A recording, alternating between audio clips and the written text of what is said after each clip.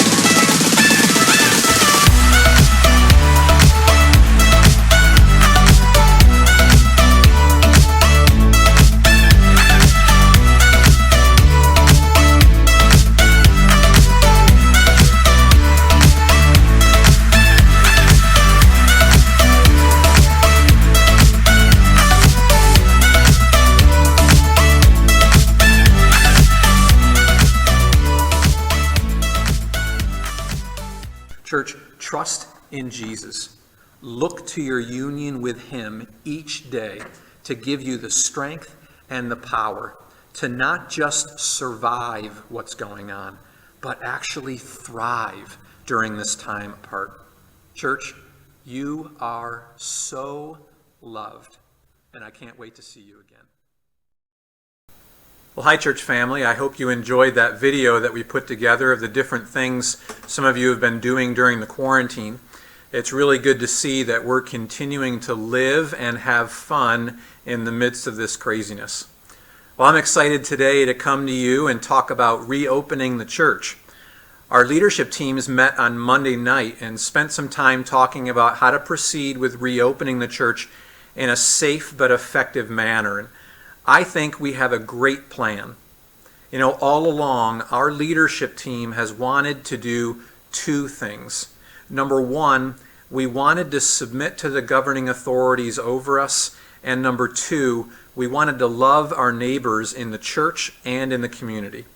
I guess you could say really what we wanted to do was embrace grace and extend grace to everyone. Well, those two goals motivated us to close our doors 2 months ago, and they're still motivating us today in our reopening plan. Attached are the specific details of how we plan to reopen, and I really encourage you to read them closely in the email. In a nutshell, we want to open slowly and carefully, mirroring the approach our government is taking with our economy. You know, as of today, our governor is permitting groups of 10. So, to start, we're going to resume meeting in person with small groups, men's groups, women's groups, prayer groups, even the jaywalkers for grades 4, 5, and 6. Those groups can begin meeting in person whenever they feel comfortable doing that. We're going to leave that up to the leader and the group to decide when that is. Pastor Aaron is working with the youth team to develop a plan for our youth to safely re-engage there as well. You know, in all of these groups, we want to encourage you to practice safe health practices like social distancing and face masks and sanitizing surfaces before and after you meet. I encourage you to check out a group and safely re-engage with brothers and sisters and with the Lord. That's our first stage of reopening. Next, when our government permits groups of 50, we plan to open Sunday morning worship. That's the piece that I'm most excited about. Now, we don't have a date for that yet, but we'll let you know when we do. To start, we're going to offer 2 worship services to lower the number of people who are in the building at any one time. We're going to offer 1 service at 9 a.m., and we want to encourage older people and those with a compromised immunity system to attend that service when you are ready to return. The second service will start at 10:45 a.m., and I want to encourage family with kids and youth to attend that one. Pews, bathrooms, doorknobs, and surfaces are going to be cleaned before and after each one of our services for your safety. Both of these services will encourage social distancing and wearing masks and safe health practices. I myself will be wearing a mask when I'm not on the stage speaking. Since I interact with so many of you, I want to be careful. And I encourage each one of you to consider wearing a mask as well. I encourage you to consider all of these safe practices. Mainly, I just want you to extend grace to those who are around you. Things like communion and collecting the offering will be different as well. We aren't going to enforce any health standards or attendance numbers. We don't want to become the virus police. But we will encourage you to consider how your actions can potentially affect those around you, positively and negatively. Our goal is to try and get under 50 people or so in each service so that everyone is comfortable worshiping together during this season. I encourage you to pray and ask the Lord when you should return to church and which service you should attend. We trust that He's going to guide you to walk in faith and what that looks like for you and for those you love. That will be stage 2. Stage 3 will happen once the governor opens up groups of 100. At that point, we'll return to normal programming with 1 service, and we will resume Sunday school. We're hoping that that will be soon, but again, we don't have a target date for that. Now, these things that I've outlined can be confusing, so please don't hesitate to ask questions for clarity. You can ask Pastor Aaron or you can ask myself. Feel free to ask any of the elders. You can reach us by phone, by text, or by email. Church, we love you, and we understand that none of these things are ideal. All of us are being asked in these days to sacrifice our comfort levels, our preferences, our desires.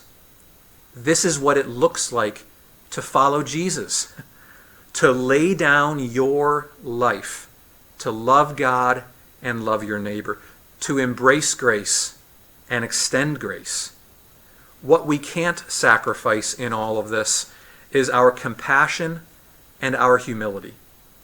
We have the opportunity here to show love towards each other and towards our community at this time. And all of that will hopefully show the love of Jesus to each other and to them. We believe this approach to meeting again does that best. Please pray for us as we move forward and try to navigate this trying time in our world. God is so good. That has not changed. There is nothing you can do to make him love you any more than he does now, and there is nothing you can do to have him love you any less. Church, you are so loved. I can't wait to see you again. God bless.